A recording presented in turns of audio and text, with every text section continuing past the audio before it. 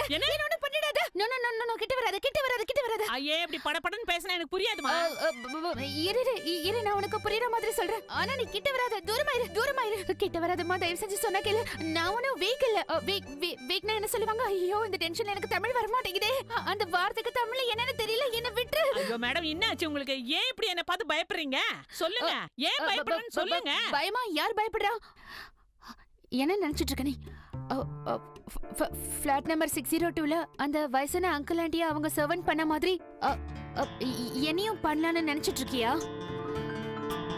Never never மாதிரி கவுடே never. Madam தொடப்போ என்ன madam ஆச்சு உங்களுக்கு? ஐயோ என்ன ஒண்ணு பண்ணாதீங்க மேடம். ஐயோ நான் ஒண்ணு உங்களை கொலை பண்ண வரல.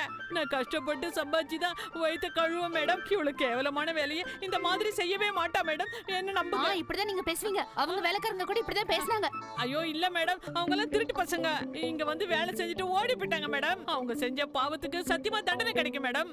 ஆனா நான் அந்த மாதிரி கிடையாது மேடம், என்ன நம்புங்க. அப்ப போன்ல யார்கிட்ட பேசிட்டு இருந்த? அந்த வலவலன்னு பேசுறவள கட் பண்றேன்னு சொன்னியே. ஐயோ அதுவா மேடம், நான் வாட்ச்மேன் கிட்ட பேசியிருந்தேன் மேடம். சத்தியமா அது ஒண்ணு இல்ல. அத்தை இப்படி கொடுங்க மேடம். அது இதுக்கு முன்னால ஏன் பிளாக்ல வேலை செஞ்சிருந்தேனா நம்புங்க. 102 பிளாட் இருக்குல்ல, அங்கதான் வேலை செஞ்சிருந்தேன். அங்க இருக்கிற மேடம் இருக்குதே, என்ன பார்த்து என்ன தெரியுமா சொல்லிச்சு? எனக்கு உடம்பு சரியில்லை, அதனால என்ன டாக்டர் கிட்ட இட்டுன்னு போன்னு சொல்லிச்சு. நான் வேலையெல்லாம் முடிச்சுட்டு வரேன், அப்புறம் போலான்னு சொன்னேன்.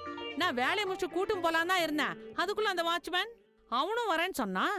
அவன் என்கிட்ட நான் உதவி செய்யறேன், நானும் கூட வரேன் டாக்டர் கிட்டன்னு சொன்னான். அதுக்குதான் நானே சமாளிச்சுக்கிறேன்னு சொன்னேன். சத்தியமா. ஐயோ மேடம், நான் சொல்றத நம்புங்க. அந்த அந்த அந்த அந்த பொம்பளை இருக்குதுல்ல, அதான் அந்த வீட்டு முதலாளி. அதுக்கு சுத்தமா உடம்பு சரியில்லை. அது தனியா இருக்குது. அதோட வீட்டுக்காரன் வெளில போய்க்கிறான். அது மட்டும் இல்ல, அந்த வீட்டுல நான் வேலை செஞ்சுக்கிறேன்ல, அந்த பொம்பளை எப்ப பார்த்தாலும் வலன்னு பேசினே இருக்கும். சத்தியமா. அது மட்டும் இல்லாம அந்த பொம்பளை எனக்கு சம்பளமே கொடுக்காது மேடம். இருந்தாலும் பாவம் ஏதோ உடம்பு சரியில்லாம இருக்குதே, தனியாகுதே, டாக்டர் வீட்டுக்கு கூட்டு போலான்னு நினைச்சேன். மனித அபிமானன்னு இந்த உலகத்துல இருக்குதுல்ல.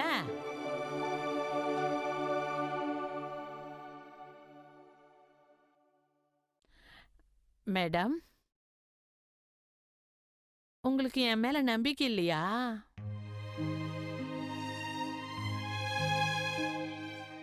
சரி, அப்படின்னா நான் இந்த நிமிஷமே வேலையை விட்டு போயிடுறேம்மா. நான் இனிமே இந்த பக்கமே வரமாட்டேன். நான் இத்தனை நாள் வேலை செஞ்சதுக்கு எனக்கு சம்பளம் கூட வேணாம். ஆனா இந்த மாதிரி தப்பான பார்வையில என்ன பார்க்காதீங்க. இந்த மாதிரி கீழ்த்தரமான வேலை செய்யறவங்க எல்லாம் திருட்டு பசங்க, கொள்ளைக்கார பசங்க. அவங்க திருடுறதுக்காக தான் வேலை செய்யற மாதிரி வீட்டுக்குள்ள வராங்க. ஆனா நான் அந்த மாதிரி கிடையாது. நான் நல்ல குடும்பத்துல பிறந்து வேலை செய்யறோம்மா. 50 வருஷமா எங்க குடும்பத்துல இந்த வேலை தான் செய்யறாங்க. என் அம்மா, அவங்க அம்மா, எங்க பாட்டி, அவங்க கொள்ளு பாட்டி எல்லாரும் வீட்டு வாழ்ந்தாமா செய்யறோம். இந்த வேலை எங்க ஃபேமிலி பிசினஸ். அந்த காலத்துல சிவகுமார் சார் சினிமால வேலை செஞ்சார்ல, அதுக்கப்புறமா அவங்க 2 பசங்களும் சினிமால வேலை செய்யறாங்கல்ல, அதே மாதிரி தான் இதுவும். மேடம், நாங்க எப்பவுமே சம்பளம் கொடுக்கறவங்களுக்கு துரோகம் பண்ண மாட்டோம். உங்களுக்கு இன்னும் என் மேல நம்பிக்கை இல்லைல்ல? நான் கிளம்புறேன் மேடம். இனிமே உங்க வீட்டுல நான் வேலை செய்ய மாட்டேன். நான் வேலை செய்யவே மாட்டேன். நான் கிளம்புறேன்.